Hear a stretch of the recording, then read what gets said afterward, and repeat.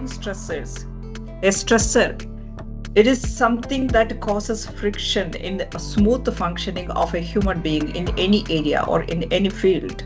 When we discuss about the classroom stressors, we mean that anything that comes in between the learner and the learning process. Three sources of the stressors, that is students themselves, might be the source of the stressful situations, and the teachers or the classroom factors. Failures and setbacks are part and parcel of the learning process. Some teachers are quick tempered, and some teachers just cannot convey the warmth and love or concern towards the children, that they are just not capable of exhibiting empathy towards their children. If a student is misbehaving, she will be searching for the cause of the behavior, not only in the student, she will be trying to attribute the cause by exploring the home environment, his past performance and his past life. Everything she will be exploring.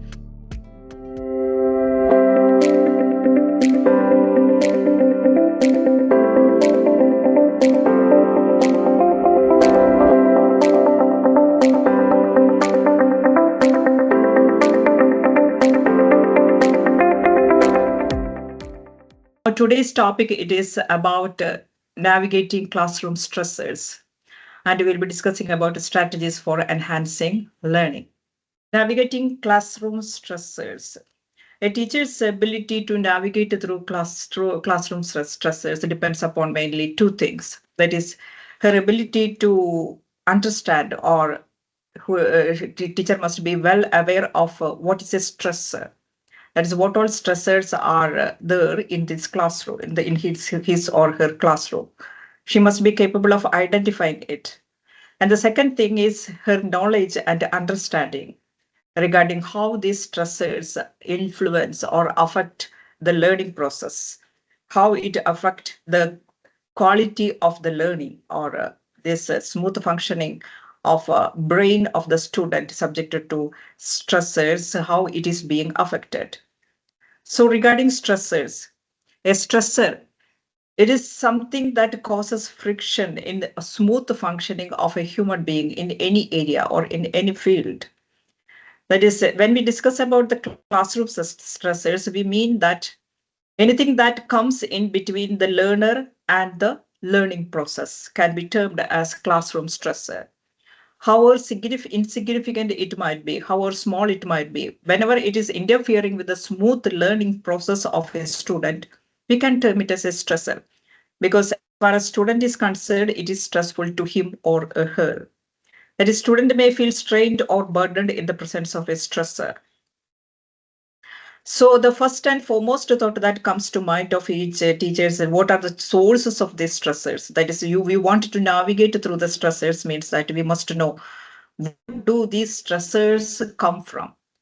Generally, there are three sources of the stressors. That is, students themselves might be the source of the stressful situations, and the teachers or the classroom factors. Or it might be in the interactive space, that is between the teacher and student. That is, interactive space between teacher and student, or teacher and classroom factors. The stresses might stem from there also. And let us think about what are the stressors originate from students. It might be in the form of learning difficulties. You can say that some students find learning of or dealing with certain subjects. Many students will be complaining about. I have heard that many students are complaining that they are not good at maths. They are very much weak in maths. So learning must be a localized or generalized learning difficulties, and it might be related to some motivational issues, or it might be related to they have not developed certain skills that is needed for taking their learning forward. For example, problem solving skills. As far as mathematics is concerned, a student who has not developed problem solving skills in the lower grades finds it difficult to move ahead with the learning activities in the classroom. And you see that when we discuss about the learning difficulties, if they are identified learning difficulties are very easy to resolve or very easy to manage with. But there are sometimes there are unidentified learning difficulties or learning disabilities themselves. And the another source is a learning style. If there is a mismatch between the learning style, preferred learning style of a student, and the teaching strategies and teaching techniques of the teacher, if there is a mismatch, it will be a stressful experience for the student. Student might be an auditory or visual or kinesthetic learner, and there isn't any congruence between the methods of the teacher and the preference of the students. There is a stressful situations will be there. And regarding the beliefs of the students, some students hold on to certain fixed beliefs or fixed mindsets, such as that is, as I mentioned earlier, that they will be believing that they are not good at maths, or I'm a below average learner, or this subject is not easy to learn. Such wrong beliefs they will be holding on to, and attitudes. Certain students will be approaching a subject and the learning activities related to it with a positive mindset. At the same time, they will be hating some other subjects. Towards the learning activities or school activities, or even towards education itself, certain students will be having some favorable attitude, but at the same time, certain students will be having not so favorable attitude. It depends upon the how much the home environment and parents give value, or how much they value the education. It is based on this. The first and foremost important attitudes or values are formed in the minds of the students towards the education itself. And difficulties in the home environment, whether it is related to financial stress or relationship issues or broken families, student will be carrying that emotional stress or emotional strain to the classroom itself. It may work as a barrier for a smooth functioning of their brain, and it will affect their learning process. And there are students suffering from mental health issues. As I mentioned earlier, there are identified mental health issues and unidentified mental health issues. Especially the students are passing through certain developmental phase like adolescence. You can see that they will be suffering from mood swings or anxiety, depression, and all that. They have to manage with it. And due to this, they cannot invest that this attention and focus and energy needed for effective learning. They cannot stay motivated throughout the learning process. All these issues are there. All these are stressors, because it impair the quality of the learning process taking place inside the classroom. A teacher must be very conscious about it. At the same time, frustrations with the previous failures, memories of previous failures, it depletes the whatever confidence students have about their performance. That is, we must give training or teach the students to approach their failures in a constructive way. That is, it is the kind of the feedback that we give to the mistakes or setbacks they face in their learning process. Actually, failures and setbacks are part and parcel of the learning process. They must know how to approach them constructively. It is our feedback, our responses towards their failure, which determines that. And finally, so many students are fear of making, they are fear of making mistakes inside the classroom. That is, they can't speak freely. They are not feeling free. They feel very much fearful about committing mistakes or making something wrong while they are. What is the consequence of it? They will find it very difficult to interact with the teacher. They will not be responding, or they will not be answering the questions. They will not be bold enough to speak out what they feel inside their mind. They will be withdrawing into themselves, which means that learning is ultimately a social process. They have to collaborate with the other students, and they have to interact continuously with the teachers and ask questions freely. They must feel free to be inside the classroom in order to enjoy the learning process that the teacher is shaping or the teacher is designing. Once it is hindered by fear of making mistake, once this prevents the student from enjoying the learning process. That is, he cannot find enjoyment in the process of learning, however good or however best might be the teaching method. And teachers themselves can be the source of the stress. That is, some personality traits of the teachers. You can see that some teachers are quick tempered, and some teachers just cannot convey the warmth and love or concern towards the children. That they are just not capable of exhibiting empathy towards their children. Yes, there are personalities like that. For example, type A personality. If you just analyze the type A personality, what are the characteristics of that personality? If a teacher is type A personality, she will be committed. She will be very punctual. She will be very much what we say that she will be very much strict and all that. But students will not be enjoying much her presence, because she will be very much strict and up to the and she will be very much strict when it comes to the rules and regulations especially. And you see that there are some beliefs and prejudices that teachers carry in their mind regarding the student behavior or teaching process itself, and they have, based on their beliefs, they will be having some expectations about the students behavior inside the classroom. So it will be hindering the smooth functioning of the learning process, that in the sense that it will be affecting the quality of the interpersonal relationship between the teacher and the student.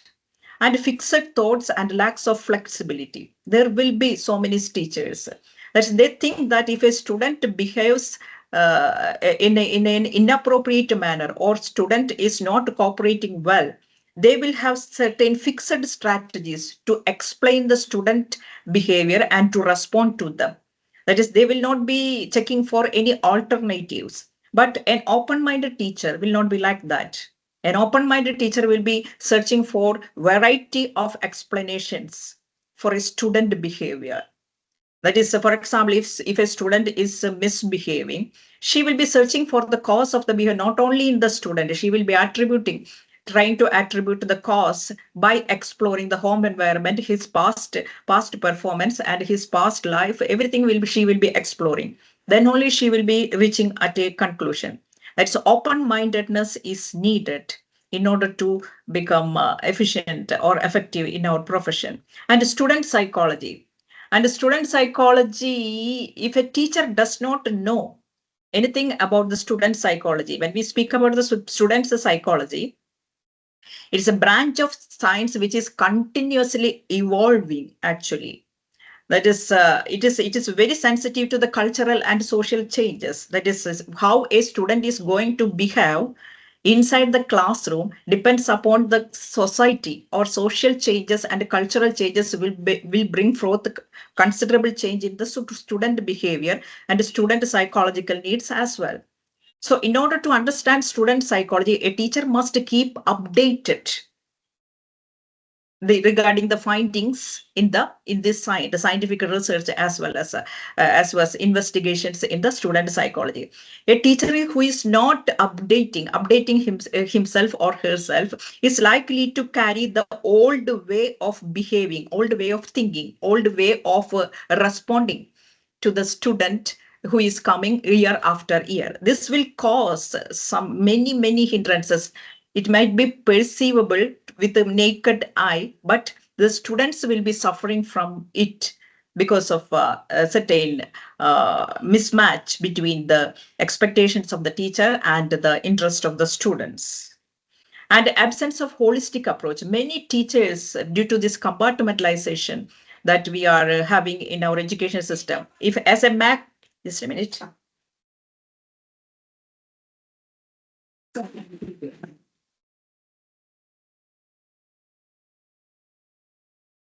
There's absence of holistic approach. There is absence of holistic approach. Teachers will be focusing on just their own subjects. For example, that is, as a mathematics teacher, I am supposed to if I think that it is my professional duty is to enhance or increase the ability of help the student to develop some mathematical abilities, and I'm not supposed to attend to the emotional and psychological needs of the students, I'm causing some stressful situation in the class. Because learning is ultimately it is an emotional process, it is a social process. If I am focusing only on the cognitive development of the students, we must understand that brain of the student, how it functions. It is emotionally awake while we are teaching a student.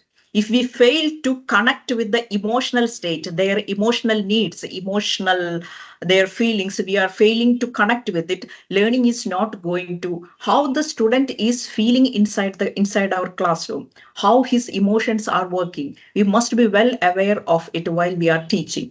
Otherwise, we cannot conduct our teaching in a purposeful or effective manner. So learning is ultimately as an emotional process as well. And day-to-day emotional states of the teacher, it will definitely affect the emotional state of our students. So that is positive. We speak volumes about the positive classrooms. How we can create a positive classroom. If a teacher is not emotionally healthy, emotionally well balanced, she is likely to project.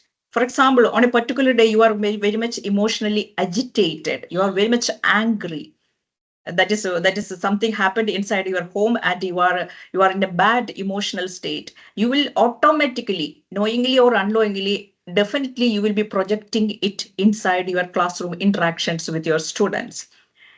It is a fact about our, that is emotions, are contagious in nature. Ultimately, we teach who we are. Our thoughts, our feelings, our knowledge, everything gets projected while we are teaching. So this brain science, investigations in brain sciences explains like this. That is, when you are spending time with a person who is positive or joyful, you are sitting near a person a positive with the positive thoughts or joyful or happy state of mind, means that his emotions are likely to spread into yours emotional state. That is emotional contagion. This happens with the help of mirror neurons in our brain.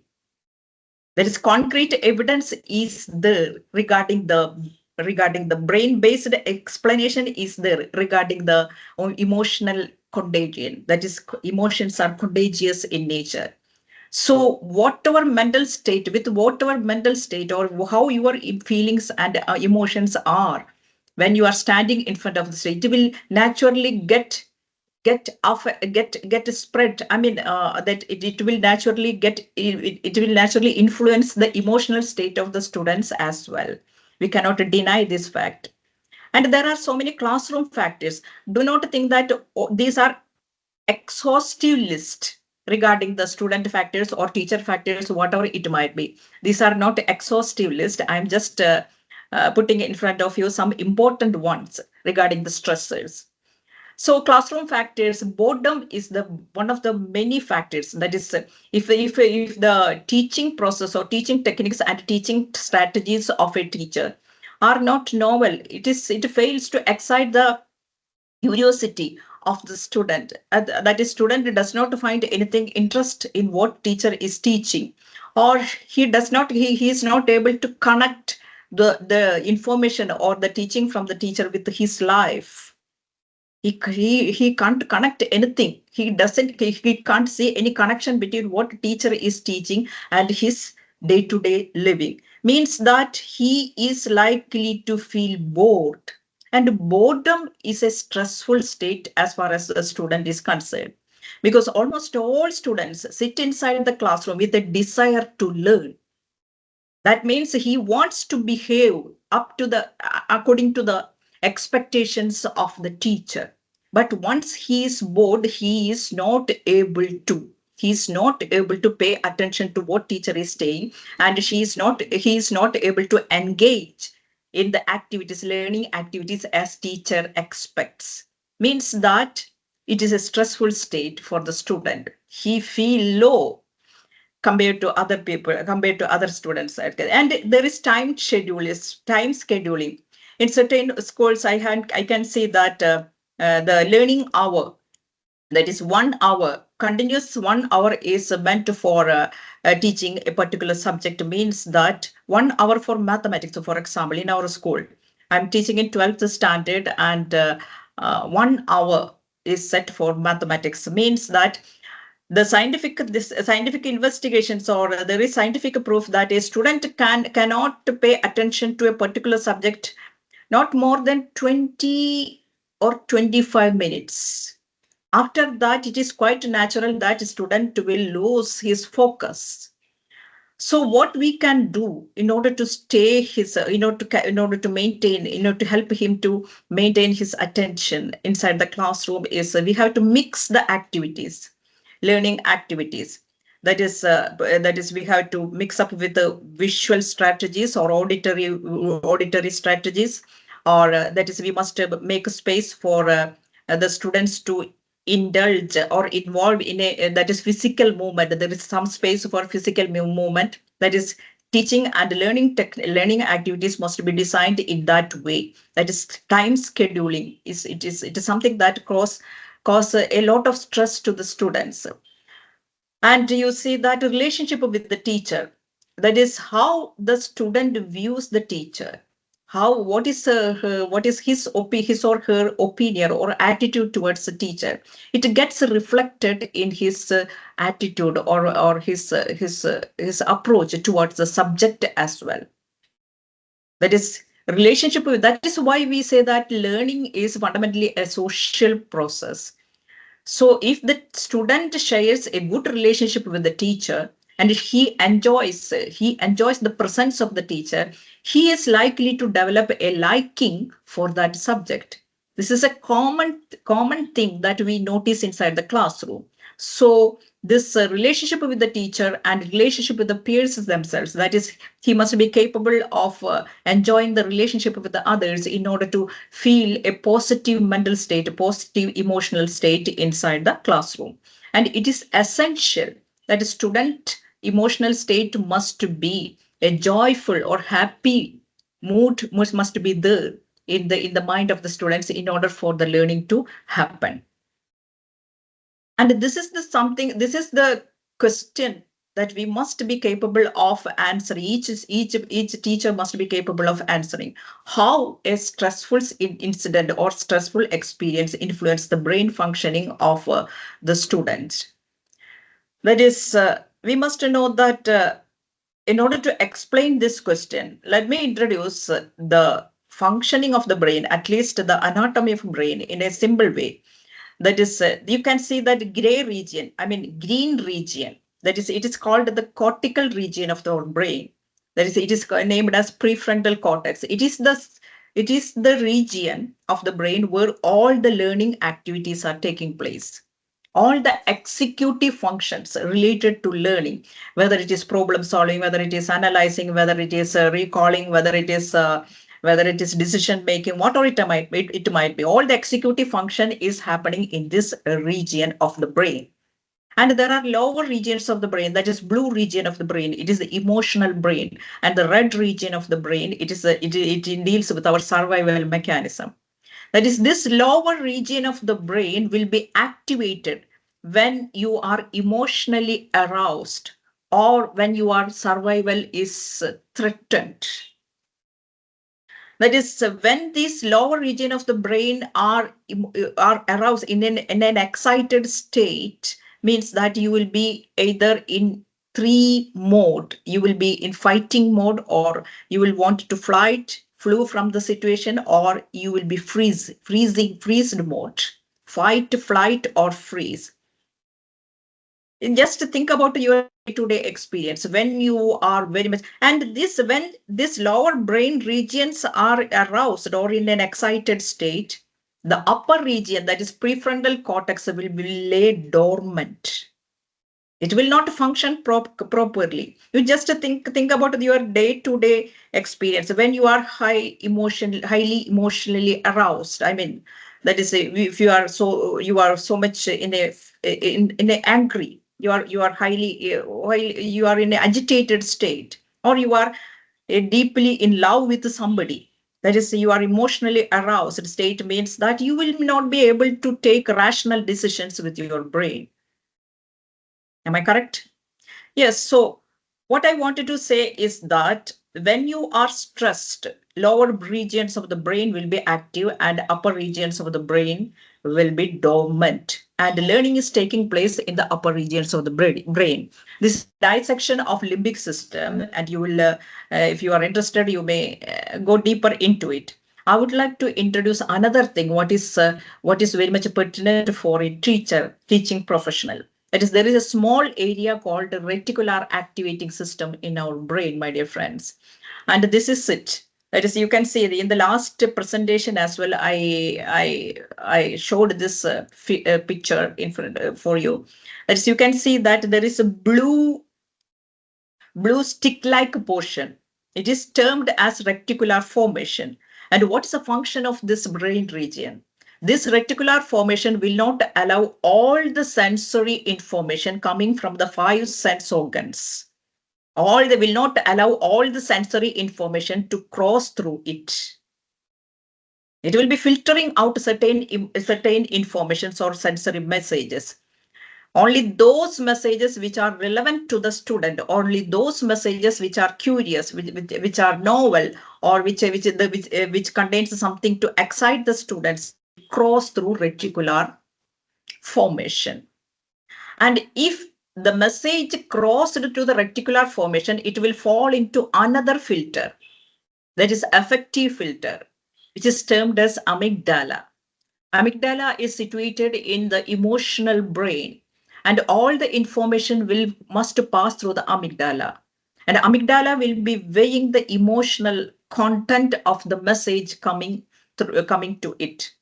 If the message contains anything stressful or fearful or anything generating a feeling of insecurity, suppose the message contains something insecure or stressful, amygdala will not allow this message to pass to the prefrontal cortex, the upper regions of the brain. Amygdala will not allow.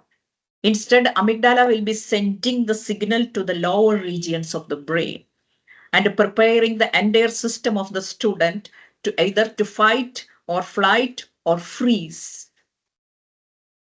That is why some stressed up students want to fight with the teacher. They will not be obeying any classroom rules, and they will be making all the mischievous things inside the classroom. They are just fighting with the classroom activities or classroom.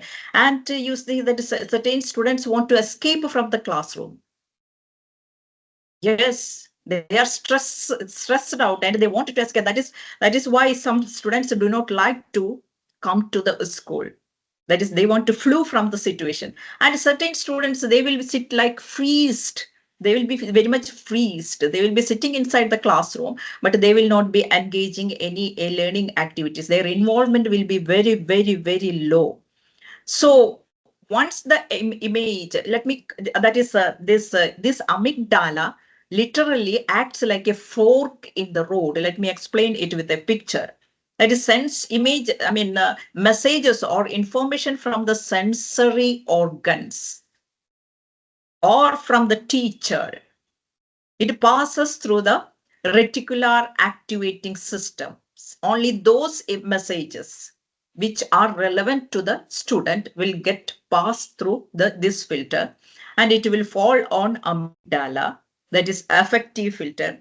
If amygdala allows the message to fall on cortical region, the learning will take place. Otherwise, learning will not take place if it goes to the subcortical region. So the fundamental question each teacher asks to themselves, each teacher asks to herself or himself is this: how does reticular activating system select the information? Which information gain access to thinking? The answer is this: novelty. If you are the way you teach is teaching, that the kind of information or message you are spreading inside for the student, if it is something, if there is some novelty, it is capable of arousing some curiosity in the mind of the student, and or student sees that there is some relevance, that is there is some connection between what teacher says and his life.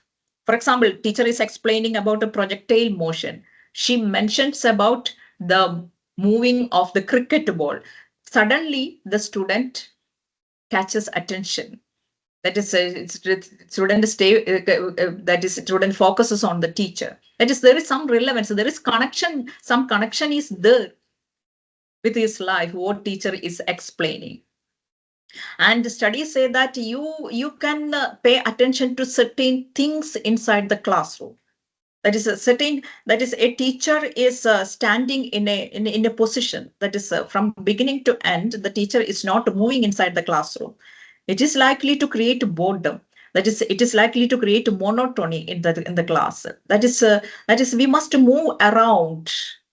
That is, just raising of the voice or modulating our voice will help to catch the attention of the student. And the way we look at the students, our face expression, our tone, everything everything can influence the student's capacity to pay attention. Even the insignificant thing that we consider that these things are not so significant, but yes, students' brain gives attention to the things which is that is students brain will reject all the things which creates monotony. So variety must be a norm inside the classroom, especially during the teacher student interactions. And what determines an amygdala directs information and the amygdala also is a filter. I will say that whatever information, whatever is a message that we are giving, whether it is physics, whether it is chemistry, maths, whatever it might be, our information must be wrapped in love, concern, that is what we say, warmth. That is, if we are not taking care of how the student is feeling, how the what is the mental state of the student while we are teaching, whether he is enjoying, at least he is sitting with a positive attitude. We must take care of these factors. Then only amygdala will allow these informations to pass smoothly into the prefrontal cortex where the learning is taking place. So ultimately, we can say that this is the kind of atmosphere that we need inside the classroom. That is, a relaxed state must be there in the mind of the student or in the emotions of the student. A relaxation. He might be feeling free. He must be feeling free, and he must have a secure feeling. Secure, that is, a sense of insecurity is there. He will not be capable of enjoying the learning. But at the same time, certain level of alertness is needed. So there are so many ways how we can bring forth such an atmosphere, such an ambience inside the classroom. We can discuss about many things regarding the teacher, regarding the student, regarding the parents, everything. But due to the time constraints, I am just pointing out the certain things that as teachers we have to take care of. That is, ensure that there is a congruent communication between the teacher and the student. That is, congruent communication is something that creates harmony between the people who are communication. That is, whatever you are communicating, whether it is to praise the student, whether it is to correct the student, whether it is to explain the things, whatever it might be, address the situations, not the person, not the student's character. Never explain the things or that is communicate to the students while you are communicating as a teacher. Never touch the character or personality of the student, but address the situation. I will be explain it. And do not preach, moralize, or impose guilt or demand promises. No, never demand promises. I have seen the teachers asking the students, that is, this time you have scored only 2 marks. Tell me how much you are going to score next time. And they make the students say that I will be scoring A grade or B grade, like that. That promise itself, that compelling him to make that promise itself is enough to cause him stress. So never demand promises and learn to respect the student. There's only those teachers who are highly empathetic can respect the student. That is, respecting the student means that responding after understanding how the student is feeling about the things, or our ability to see the things from student's perspective determines our ability to respect the student. And strength of congruent communication addresses student's action, not the student. If you wanted to, even if you wanted to praise the student, even if you wanted to correct the students, address the student's action and invite cooperation. End of the communication, that is, final output of the communication must be cooperation from the student, between the teacher and the student. And acknowledge the feelings of the student, as well as you can express your feelings as well. I'm feeling angry, I'm feeling happy that you did the homework well. Yes, there is no harm, nothing wrong in expressing our own feeling. Yes, I'm getting angry, I'm feeling angry when you are behaving like this. And at the same time, validate his emotions as well, how he or she is feeling. I know that you are getting angry as I say like this, but I have to, like that. Communication has actually, fundamentally, teaching is a sum total of communications or interactions that we make with our students.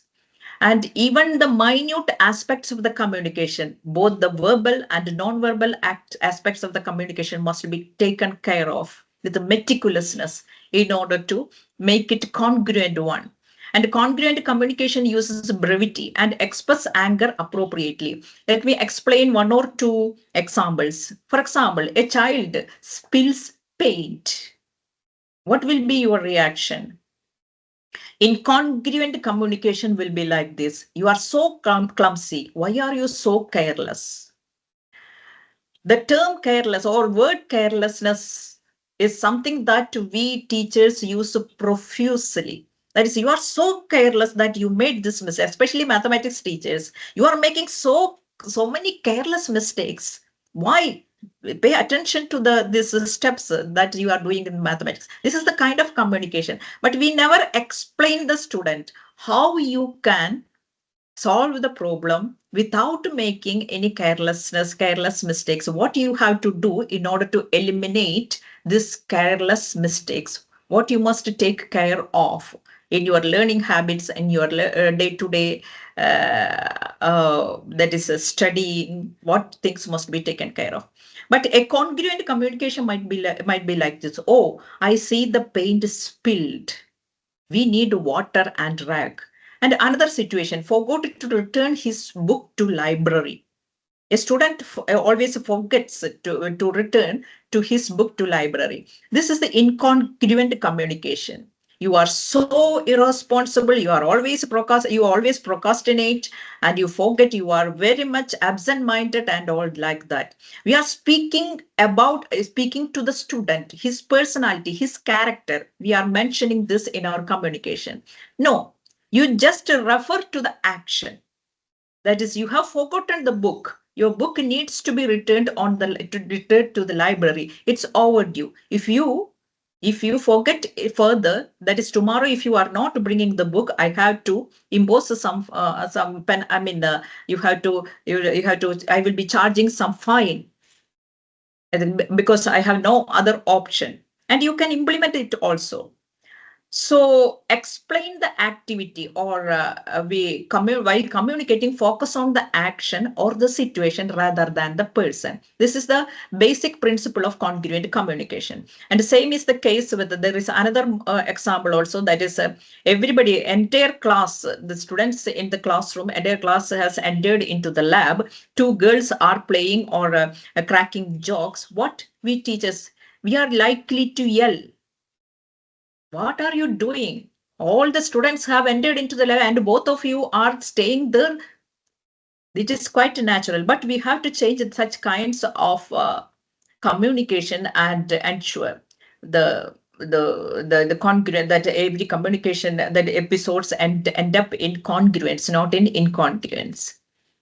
And also regarding the rules and consequences. Of course, as teachers, we can set the rules and inform the students such and such consequences will follow if you are breaking the rules, or if you are not obeying the rules, such and such consequences will follow. We have the right for that. But whatever be the consequences that you are applying, it must not end up in some sort of hatred.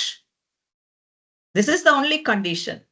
It must not end up in student hating you, or it must not end up holding grudges. In that way, you must know how to establish consequences and implement it. I will be explaining it if there is a time. And so regarding the discipline, our perception regarding the discipline needs a reorientation, I will say. That is, the essence of discipline is finding effective alternative to punishment. That is what I can do not to punish the child. This must be the thought in our mind while we are trying to discipline.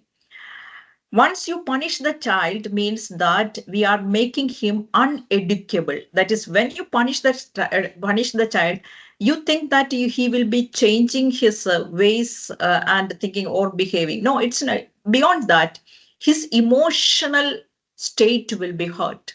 Once his emotions are hurt, and once his emotional state is not in a positive mood, he is not in a positive, his learning is not likely to take place. That is positive mindset or positive mood is essential for effective learning to take place inside the classroom. So ultimate aim of classroom activities must be to create a positive environment. That is, in discipline, whatever generates hate must be avoided. That is, Jeny, who wrote a famous book about the communication teachers can make, congruent communication.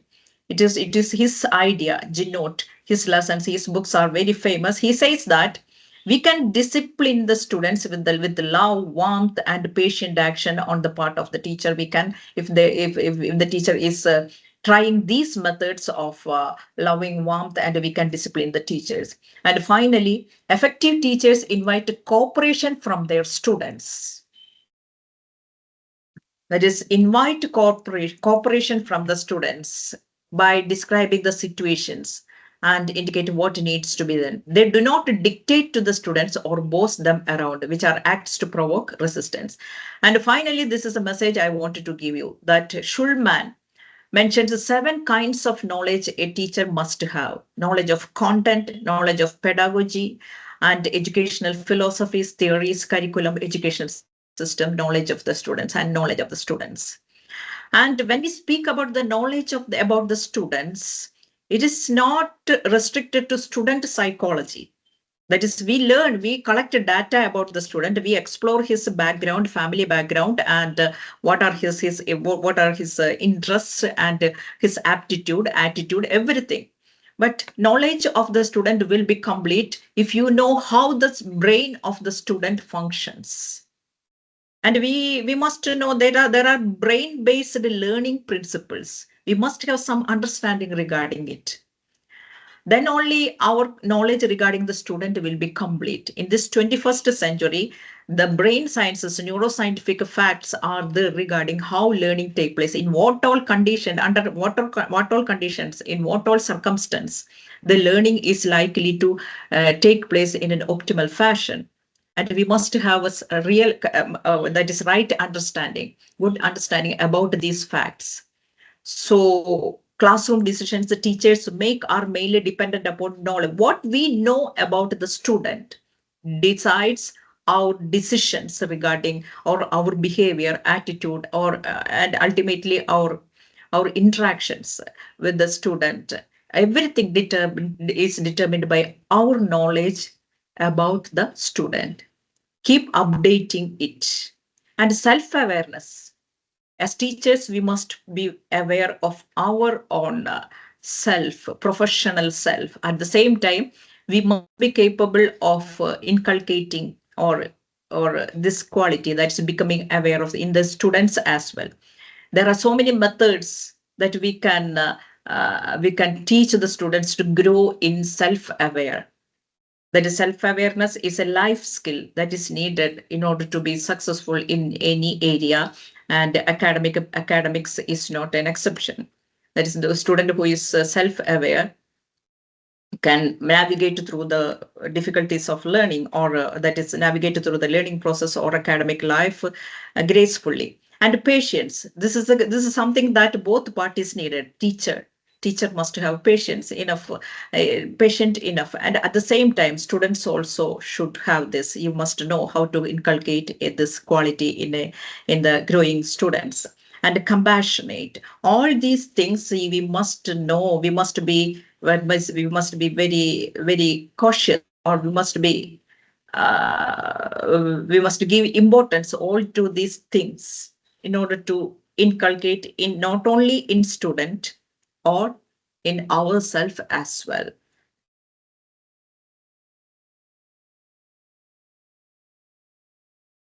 We have a first question from Manish. Yes. Some students who are prompted only from previous class are not taking interest in studies by any methods. And if parents are also not supporting, then what should be the strategy? That is, students. That is, I didn't get the question actually. That is, students Some promoted from the students who previous are promoted from previous class from are the not previous taking class. interest in the studies. Mhm. Yes, yes, promoted from the previous classes and not taking interest in the studies. A student is not interested in studies means that there might be some reason working behind it. Identify that reason. That is, uh, we can list out so many factors if a student is not interested in studies. Either there will not be a disciplined way of, that is, for example, home environment. In the home environment itself, let us begin from the home. Inside the home environment, parents how much give value to the regular learning habits, and how much they give the value to the classroom activities, and the learning itself. It gets reflected in the student as well. That is, parents is not giving importance to regular learning, how much they, that is, doing the homework and doing the activities that is the teacher has instructed and all that. And there are many things, that is, a student may not be capable of enjoying the teaching techniques that we are applying, or he may not be feeling comfortable inside the classroom, or he might have addicted to, or because it may be due to the overuse of mobile, or his emotional needs may not be properly, might not be getting properly satisfied inside the home environment.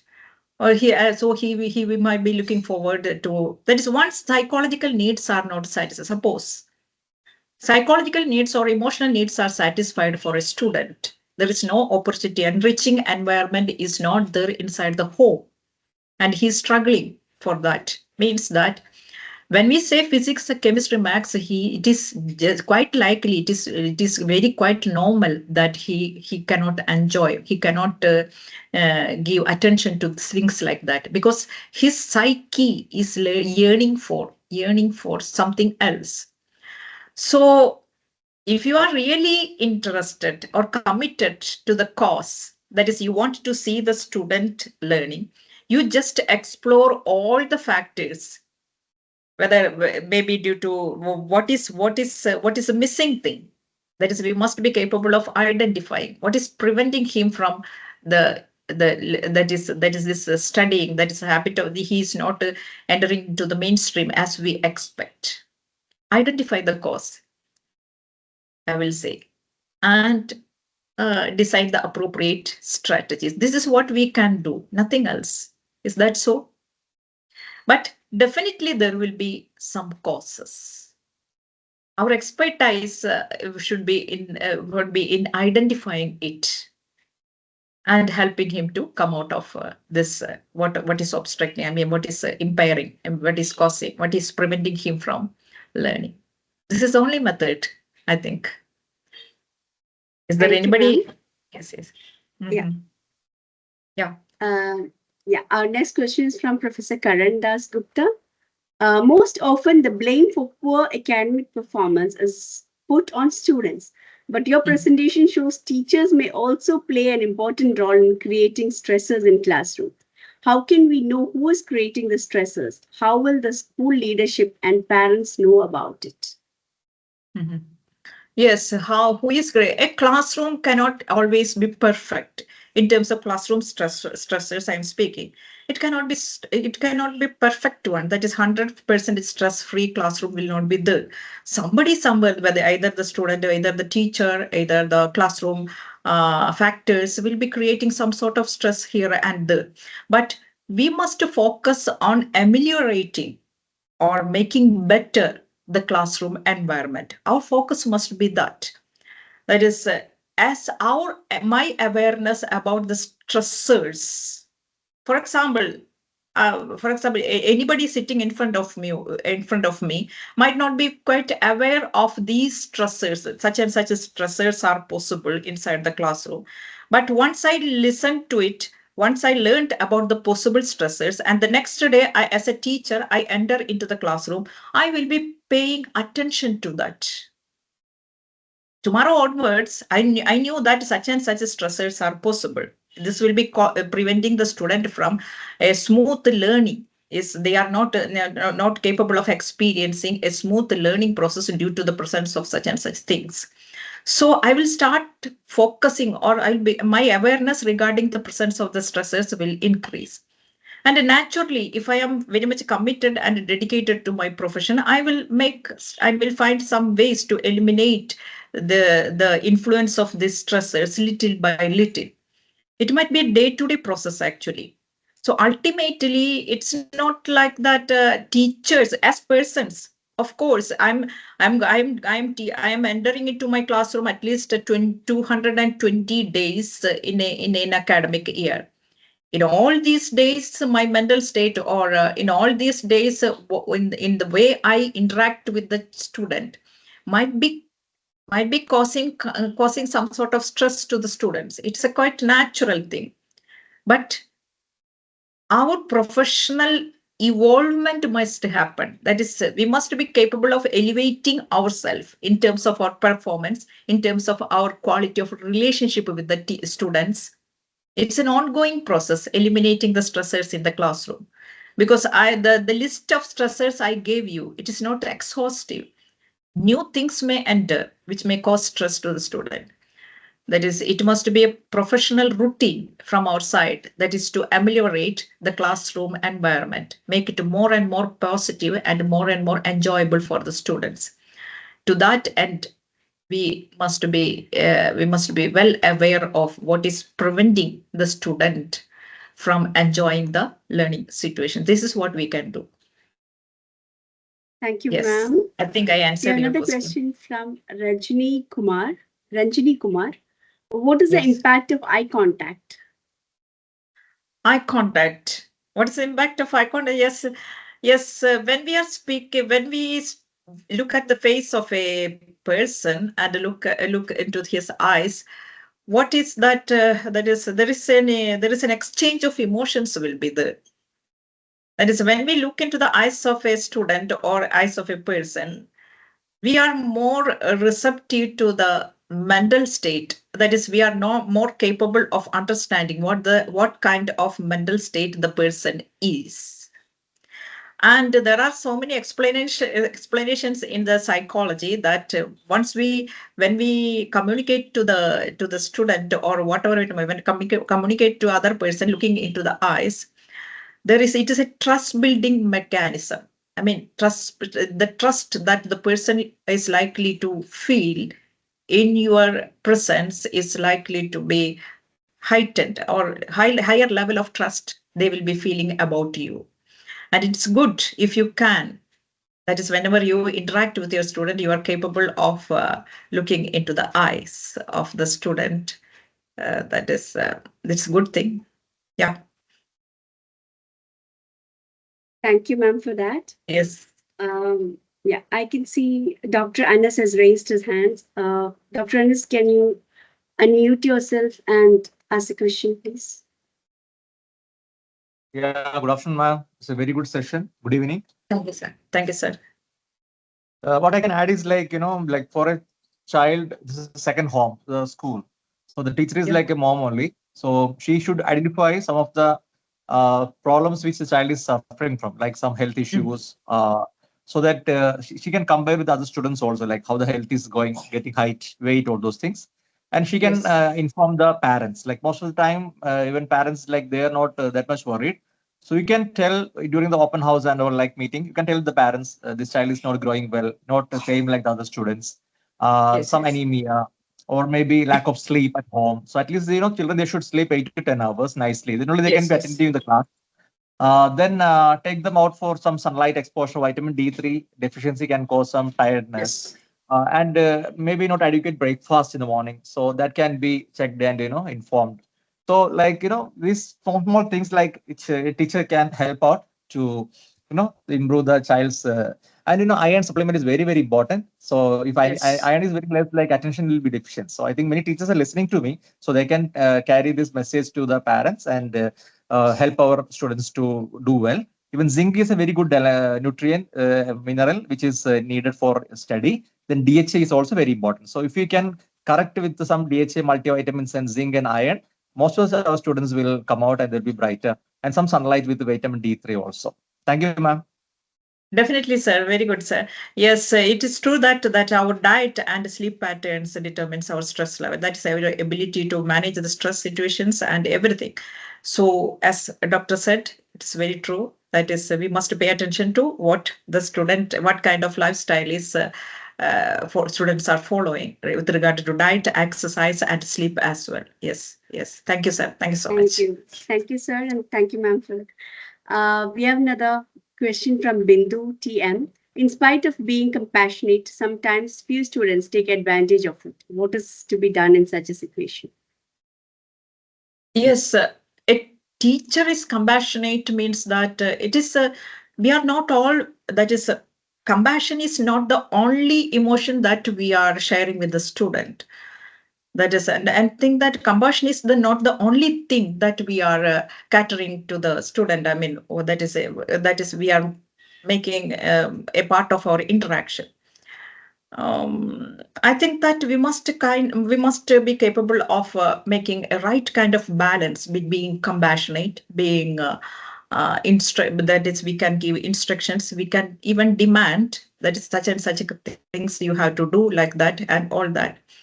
Compassion, that is exploiting our compassion, that comes when only we are you are generalizing. I mean, it is our general way of interacting with our student. That is, a teacher is always compassionate. Compassion is the only feeling that student sees. That is, whatever errors, whatever when he is breaking the rules, or he or she is not behaving appropriate in an appropriate manner inside the classroom, or he is skipping the homework, then in all the cases a teacher will never be compassionate.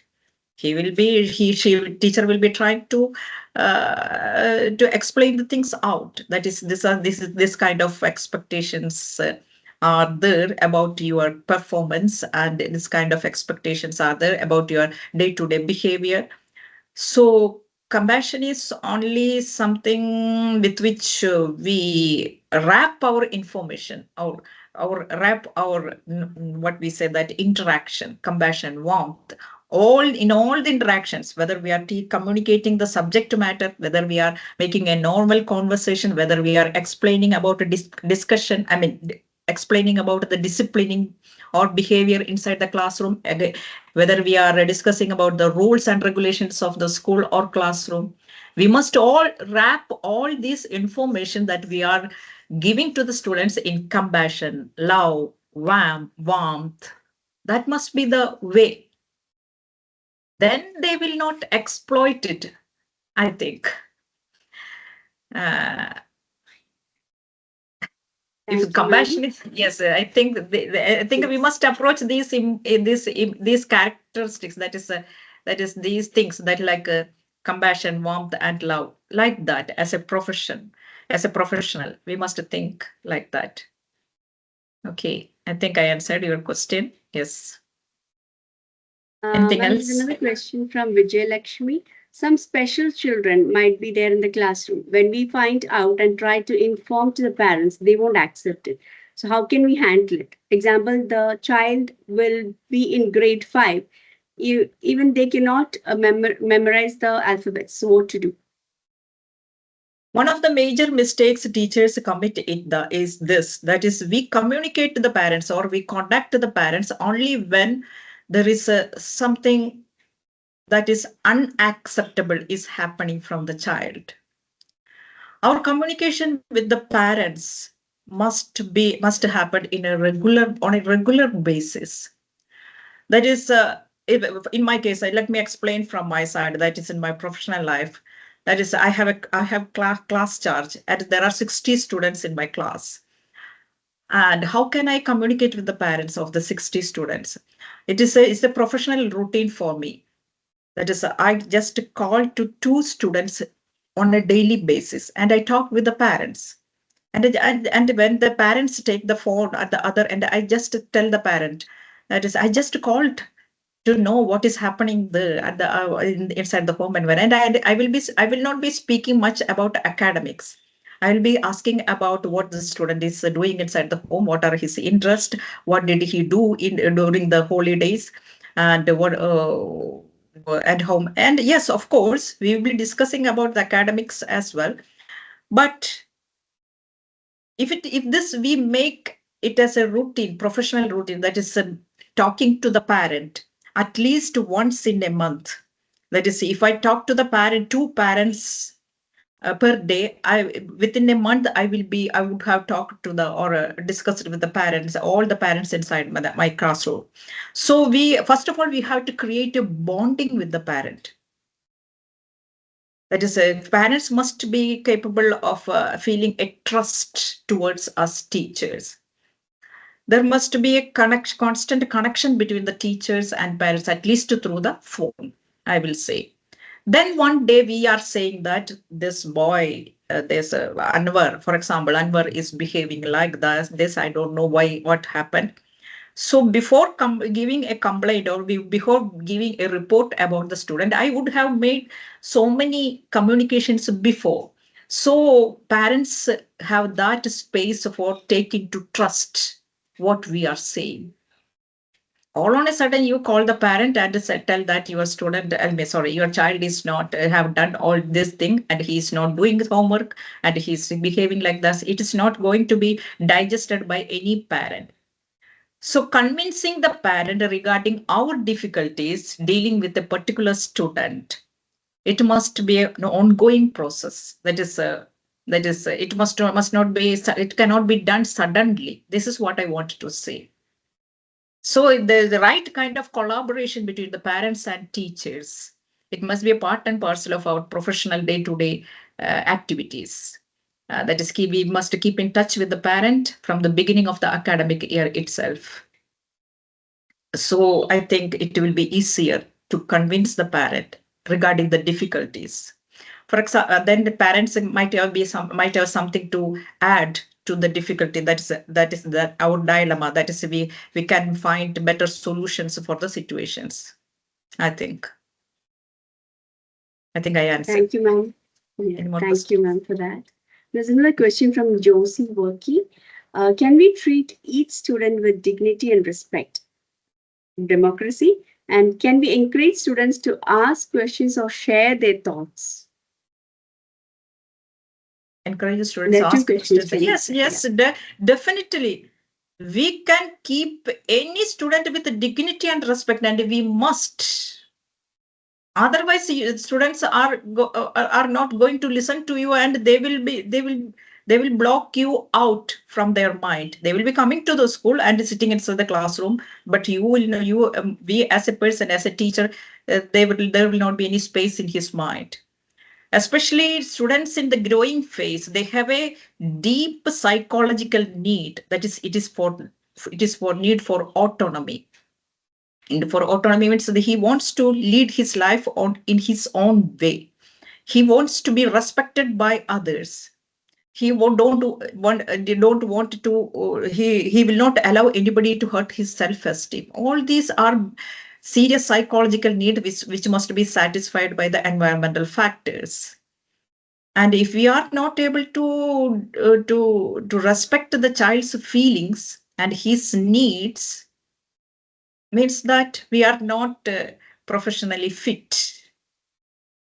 And we must encourage the students to ask questions, even if he is asking anything blunder, even if he is asking anything inappropriate.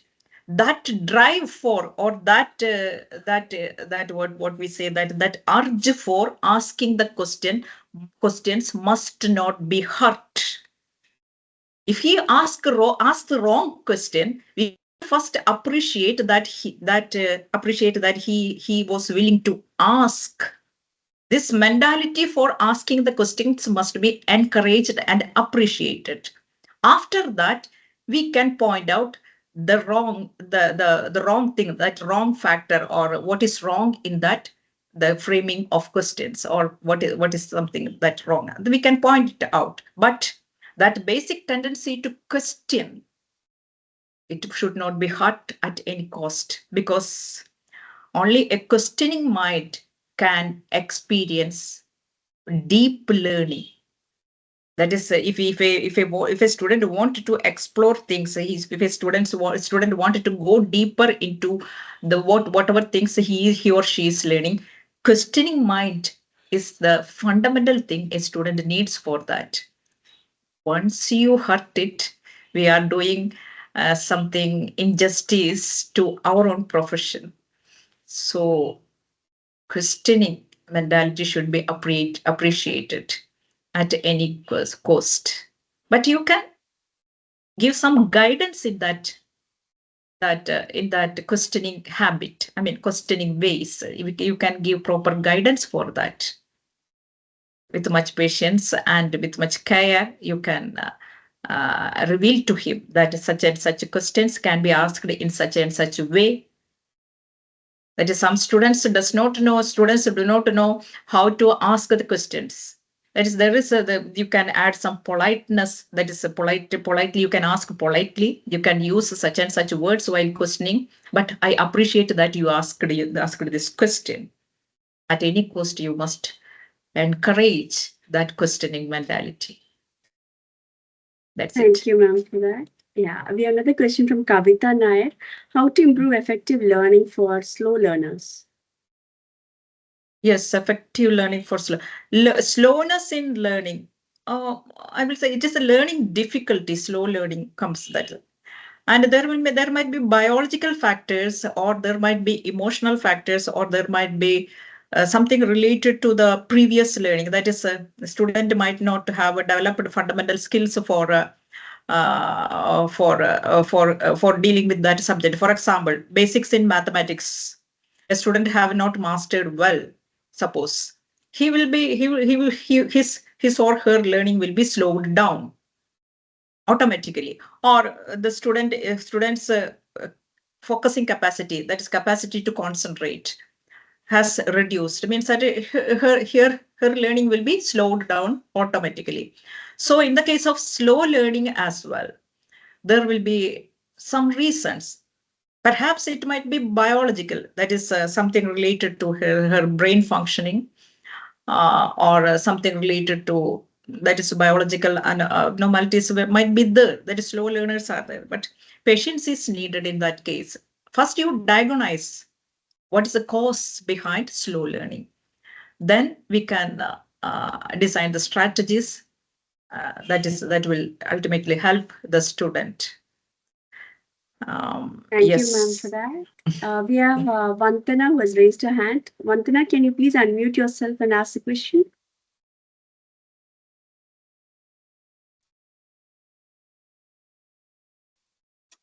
Yeah. Am I audible? Yes, ma'am. Yes. Yeah. Good evening, ma'am. You just mentioned that when if there's a lack of attention or focus on the child, we should Huh. rather we should rather handle the situation or focus on the Hmm. situation. Can you just, ma'am, highlight what you exactly mean by this? Lack of focus, you mean? Yeah. Lack of focus means that our attention span. I'm referring to the attention span. A student must have attention, adequate attention span, and also he or she must know how to sustain the attention. All these are fundamental requirement for the learning to take place effectively.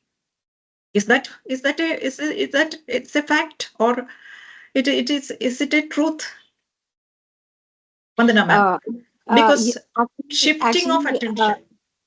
Uh-huh. I was like just relating it to the fact. I mean, you just pointed out that if the child is not focusing or not interested in the class, you must go back and understand the past. But there was a statement made by you where you mentioned that you should handle the situation or focus the situation instead of focusing on the child.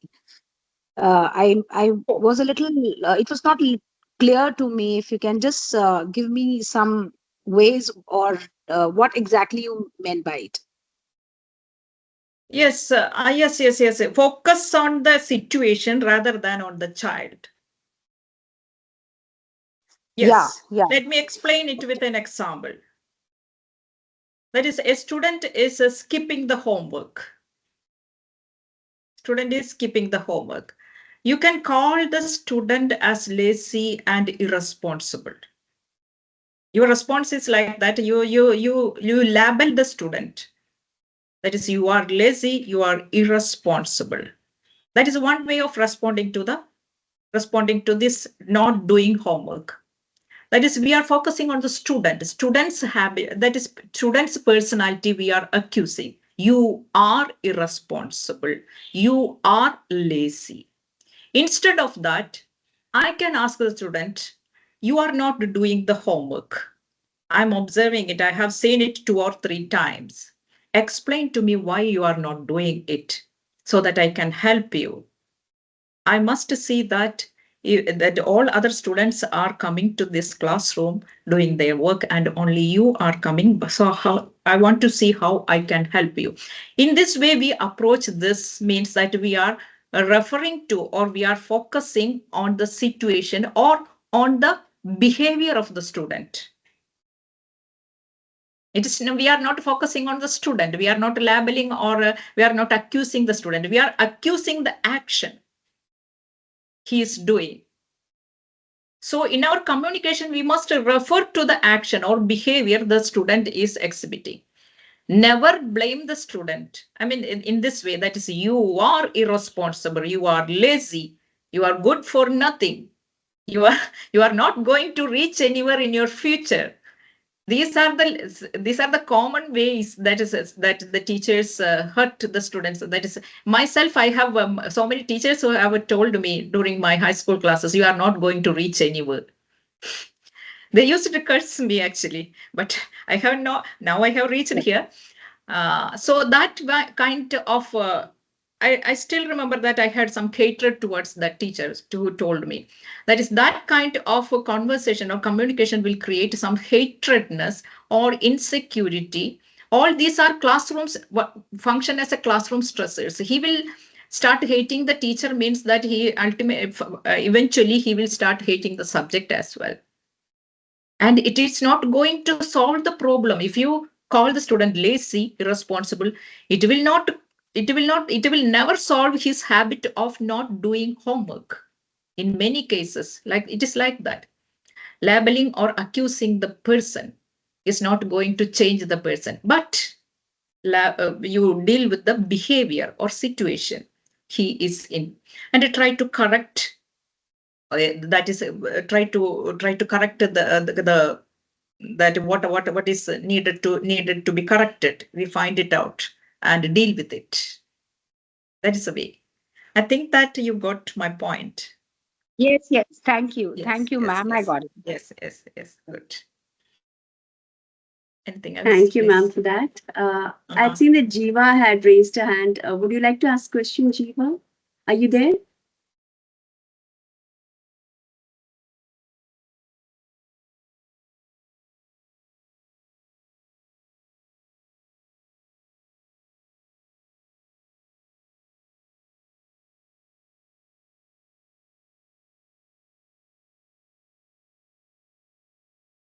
Okay, ma'am, in that case, we can move to another question from Simran.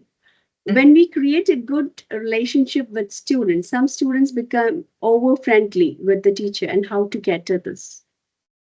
Yes, this is a dilemma many teachers face, that they feel that they do not know what is the correct balance.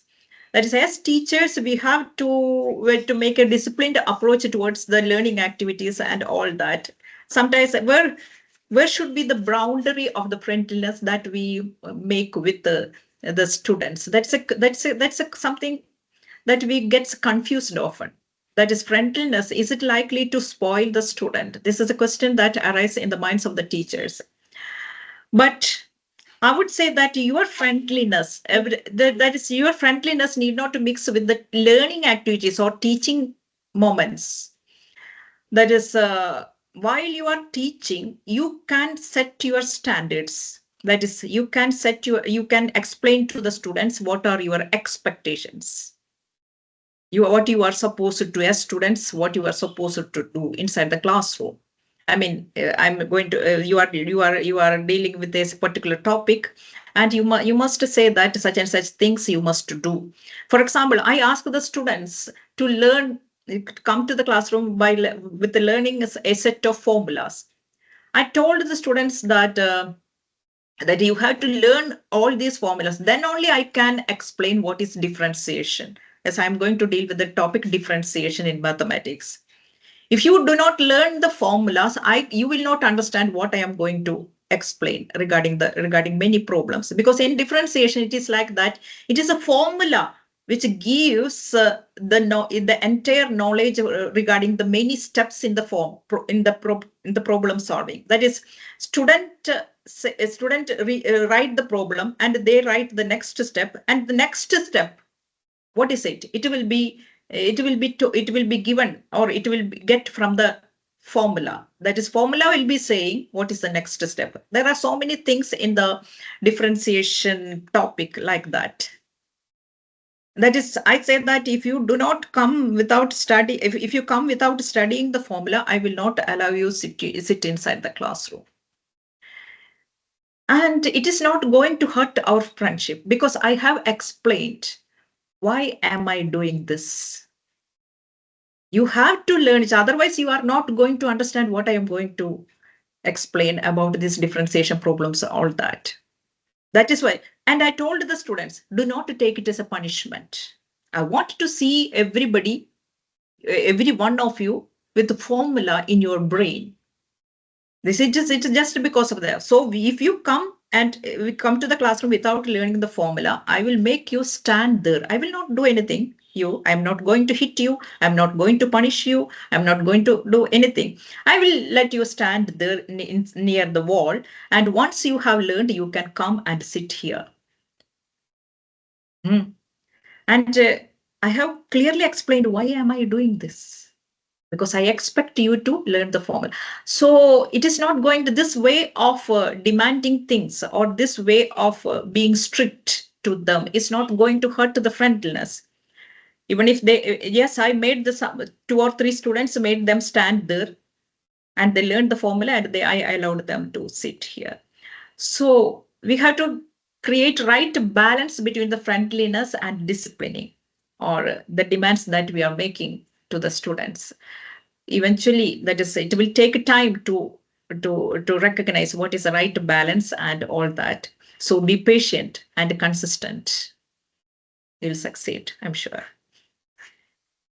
Thank you, ma'am, for that. It is well Yes. explained. Mhm. Ma'am, Jiva has asked questions. So we'll just take up this last question and we'll Mhm. find out. When the student is intelligent and do all work before we explain the question, but behavior wise, more hyper and odd with their peers, how to handle that kind of a student? Please repeat the question. I didn't get the last part of the question. When the student is intelligent and do all Mm. work before we Okay, explain the before we question, but behavior wise, more hyper and odd with their peers also. So, how to handle that kind of a student? give him opportunity for more and more opportunities for self expression, I will say.